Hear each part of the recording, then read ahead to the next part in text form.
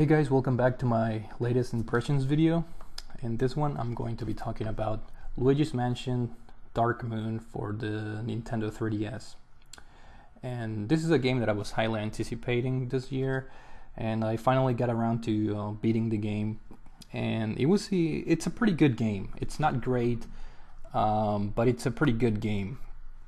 And I guess I'm gonna start by giving a brief background on my experience with the original Luigi's Mansion, which was released for the Gamecube as a launch title. I never owned that game, but I did borrow it from a friend, and all that I can remember from that game is that it was really short and really easy. I'm not saying it was a bad game, just really short and easy. So in a way, I'm kind of glad I didn't bought it, back in the day. Considering how short the game was, but it was a pretty fun game, and fortunately, I think the sequel, Luigi's Mansion Dark Moon, I think improves on both the difficulty and the length of the game.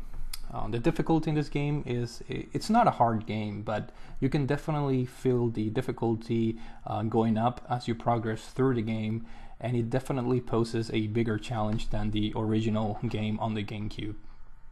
As far as the length of the game, that was also addressed in this version. This game has 5 different mansions, which as opposed to just one in the original game. And the cool thing about the environments in this game and the 5 different mansions is that each one has their own different theme to it, so they don't necessarily look identical to one another, even though all 5 of them are supposed to be spooky mansions and environments. I think they're all pretty varied, and they all have their own little theme going on for them, so that's definitely a plus, and it adds a lot of gameplay time to the game. Speaking of gameplay time, I believe it took me 15 to 16 hours to beat the game, so this is definitely not a short game. I'm not really sure how the in-game clock tracks down the time, but that's what my activity log said at the end. I think it was either 15 or 16 hours of gameplay time. So depending on how good you are and depending on how thorough or not you are looking at the or exploring the mansions, you can definitely easily get 12 to 15 hours of gameplay in this game. And the story, it's pretty simple. It's basically Professor EGAD, which was present in the original Luigi's Mansion on the GameCube, makes a comeback appearance. And basically the story starts when the Dark Moon, which is this weird looking moon that oversees the area of the game, breaks down into different pieces, which causes some of the friendly ghosts in that world to become crazy and hostile. So Professor EGAD calls Luigi, out of all the people he knows, he calls Luigi for to bring back the different Dark Moon pieces together and reestablish the order in the area. And the presentation of the game, as I mentioned, it's pretty good. The graphics are really good, especially for being a Nintendo 3DS game. I think there are some pretty impressive lightning effects throughout the game. The mansions are pretty well detailed. The 3D models are pretty good. For the most part, it's a very enjoyable visual experience. The 3D effect, I can't really comment too much on that because I played this game on the 3DS XL, and the one thing that I really dislike about the 3DS XL is that the 3D effect is not as good as the original 3DS model, at least for me. I'm having a really tough time finding that sweet spot to actually appreciate the 3D effects. So for the most part, I played this game with the 3D effects turned off. So that's that. And regarding the gameplay, it's very similar to the original Luigi's Mansion, but it adds a little bit more, I guess, newer elements.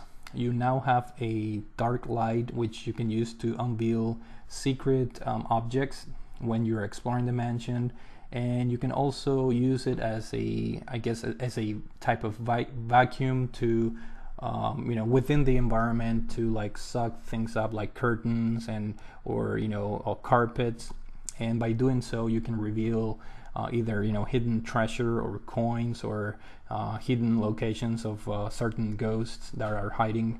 And your poltergust, I think it's called, the the vacuum-like thing that you carry. It helps you solve puzzles by using those different features that I mentioned. So the game has a pretty clever, I guess, puzzle solving in some levels. I try to be very thorough throughout the different levels, but I found myself not finding every single thing, because the game rewards you if you find every single secret. There's an extra mission on each mansion on the game. And by the way, the mission structure in this game, it's either a hit or a miss depending on how you feel about it. Basically, each mansion is broken down into, I think, 5 or 6 different objectives. So the game is a little bit straightforward when it comes to tackling through the story mode, and which in a way it's a negative because it eliminates that exploration aspect that was present in the original Luigi's Mansion. I think the appeal of that game was that it was just you by yourself on this huge mansion, and whereas in this sequel for the 3DS, you're given an objective, and so you sort of know where to go and how to get there. You may encounter some puzzles along the way, and obviously some enemies that you have to deal with, and but other than that, it's a little bit straightforward when it comes to tackling through the main story mode. So a lot of that exploration element is unfortunately lost. Another thing that perhaps can be considered a negative is the enemies in this game. For one thing, the enemies are really fun to engage battle with, because you have to use your poltergust vacuum in very clever ways depending on the type of enemy. As you progress through the game, the enemies get stronger, and they use different attack methods that require you to think over on how to attack them and actually sucking them up in your vacuum backpack. But the enemies get a little bit repetitive. There's not a whole lot of them, and the one plus that the original Luigi's Mansion had or has over this is that they had those painting ghosts, I believe, that they added a lot of personality to the game. Whereas in this game, the enemies, which you can see in the back of the box, they're for the most part they're very generic. They do have their own personality, but when compared to the ghost with the painting ghost from the original Luigi's Mansion, these new enemies are a little bit bland, in my opinion. So I guess some minor negative things about the game are the mission structure and the repetitiveness of the enemies, if you will. The soundtrack in this game is great. And the way they animated the characters, especially Luigi, which is the main character in the game, it's fantastic.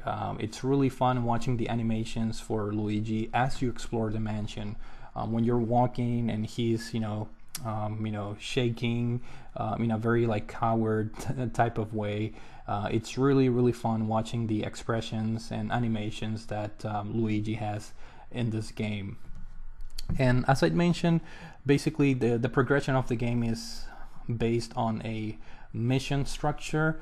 There are 5 different mansions, and there's 5 or 6 objectives per mansion. But again, the game takes a while to get through. It's not as short as the original one, and it's fun. I think the developers did a good job of mixing the combat scenes with the ghosts, with some puzzle solving, and some minor exploration elements, it's really fun progressing through the game.